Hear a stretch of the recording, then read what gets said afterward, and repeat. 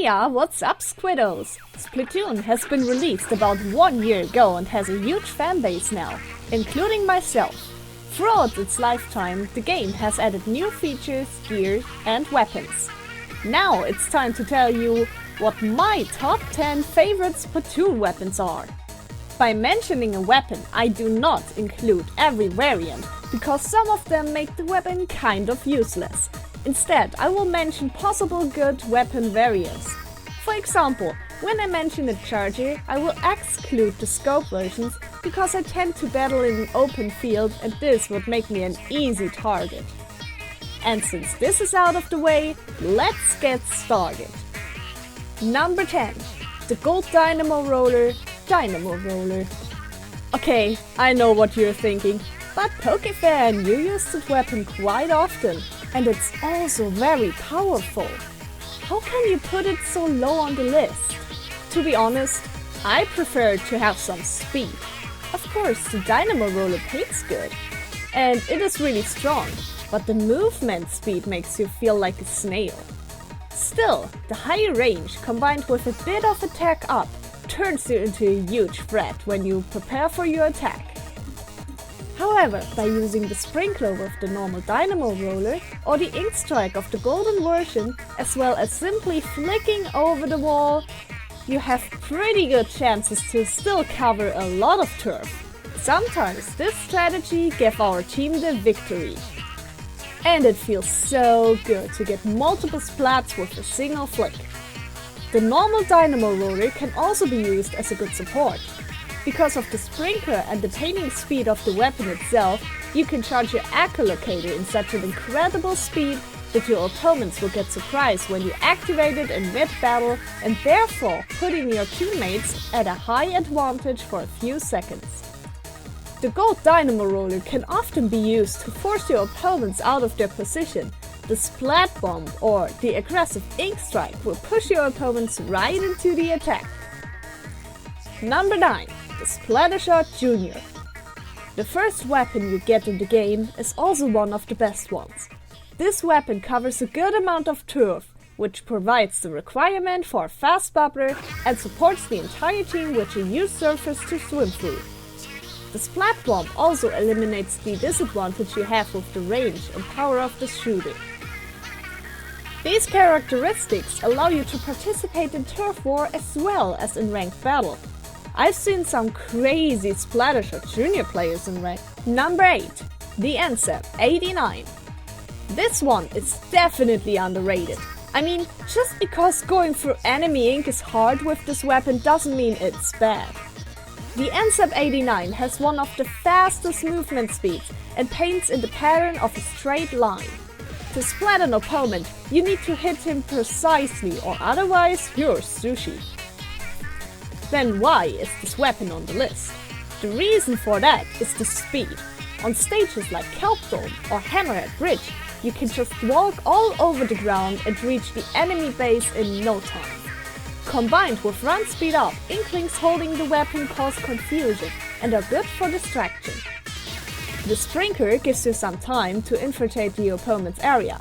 Thus, the opponent has to make the decision whether to hunt you down, but lose some ground because of the sprinkler, or to let you go and destroy the sometimes annoying sub-weapon.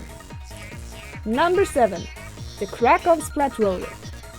Back then, this weapon was considered OP, but I've always known that this is not true. That's why I rather practiced with the Junior to find out this weapon's weaknesses. This weapon has a small range when flicking, and is very vulnerable against long-range weapons. Because of that, you have to play stealthily. When you get the opportunity to attack the opponent in your range, the Krakens Flatwater is very powerful. However, the update forces the player to really aim with that weapon.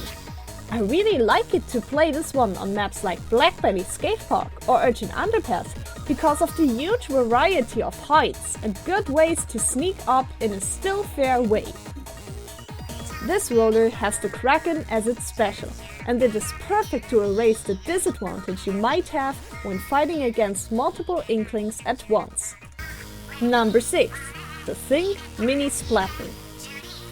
We all know that walking on the upper area of Hammerhead Bridge or Kelp Dome can be pretty annoying. Luckily, we have the Sync Mini Splatling to run over them at the speed of sound. Not really, but it feels like that. This weapon has a very fast charging speed and a decent range. By equipping Run Speed Up, you can get close to your opponent in no time. The Sync Mini Splatling comes with the bubbler as its special. Some people may be thinking, well, as soon as you activate it, it can be very easy to get away. That might be true when this weapon does not have the annoying disruptor. This sub-weapon allows you to put the opponent at a giant disadvantage, making them very slow and reducing their ink recovery rate. When used correctly, this mini Splatling can turn into a nightmare. Number 5. The Slosher.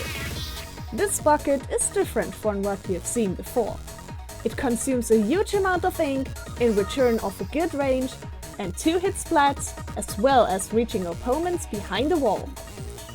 It is not the most popular weapon, but combined with the burst bomb, it may sometimes feel like a one-hit splat.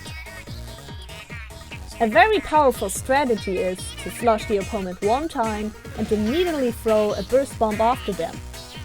This weapon can ink the ground in a straight line like the Charger does. But you can also create almost horizontal lines when you shake your gamepad around. The disadvantage with this weapon though is that you can get easily stuck in enemy ink, especially when your ink tank is empty. Combining all these aspects, the Slosher will be a huge surprise against your opponents in ranked battle. Number 4. The permanent Inkbrush and the Inkbrush. While the Inkbrush is very good at painting, it lacks at fighting abilities. Back then, I was always hoping to get an Inkbrush with the Kraken. Sheldon Picks made my dream come true. An Inkbrush with Splat Bomb and Kraken was born. Thus, the greatest disadvantage, the missing power and range, is not existing anymore. This brush can also be used as a fast attacker. Due to the large area it can paint, you will get your Kraken before the others, and this means a wonderful head start. While the opponents respawn, you can infiltrate the area with the next Kraken ready. Even without the special, the permanent Inkbrush is good in combat situations. I often combine this weapon with Bomb Rage Up to push the opponents close to me. Most of the time, the bomb inflicts enough damage to make a successful, non-trade splat with this weapon possible. Thanks to the high speed, flanking opponents is not hard, as long as they don't know your plan.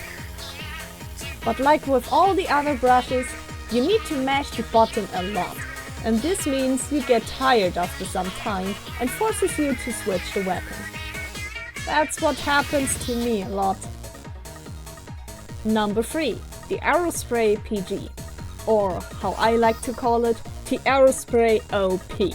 What do you get when you combine a short-range weapon with a good ground coverage, a long-range insta-bomb, and a special which is feared? Well, you get a monster weapon. The normal Aerospray was very popular at the beginning, but slowly lost inklings who use it, because it's not the most accurate shooter. But since the Aerospray OP has been available, this colorful inky shooter is back into the action. The Bomb Range Up Burst Bomb combination is very useful to get enemy squids from far away. And the Kraken special will be ready in no time, in turf war as well as in ranked battle. This weapon is super useful to cover your own base and then trap your opponent in the Burst Bomb ink to release the powerful Kraken for a successful splat. Number 2. The Splat Charger series. I don't have a particular favorite Splat Charger. The usage of one Splat Charger type depends on the map rotation and mode. As you know, Chargers splat your opponent in one shot and always mean a threat. Due to the short charging time and good range, the Splat Charger is a weapon you can be pretty mobile with. The secondary weapons of each Splat Charger variant are great for defense in close combat. I personally like to equip the Splat Charger with only one attack up main gear, and secondly stack on swim speed to reach the field early. And the number one is the Elytra Fricay and Custom Elytra Fricay. Sniper time! It was hard to find a favorite out of the number 2 and number 1 weapons, because both types have their strengths and weaknesses. After a while, I got along with the huge Elytra nerf and started to use it in ranked battle again. Unlike the Splat Charger series, the Elytra Fricay is useful on any map. My favorite out of these two main variants is the Elytra Fricay with burst bombs and the echolocator to track approaching opponents for a short period of time. I just love the incredible long range of this one-shot Splat machine. This perfectly fits my playstyle as a defensive attacker. You can play very safely with this weapon or be mobile thanks to the burst bombs. However, you should not camp since the opponents know where you are anyway. And then, it's also just very annoying. Okay, these are my top 10 Splatoon weapons. What is your favorite weapon? Or do you have a favorite depending on each mode? Let me know in the comments below. And don't forget to hit like when you enjoyed this video and subscribe for more Splatoon content, Undertale, Monster Hunter and more. So I thank you really much for watching and I'm gonna see you guys next time.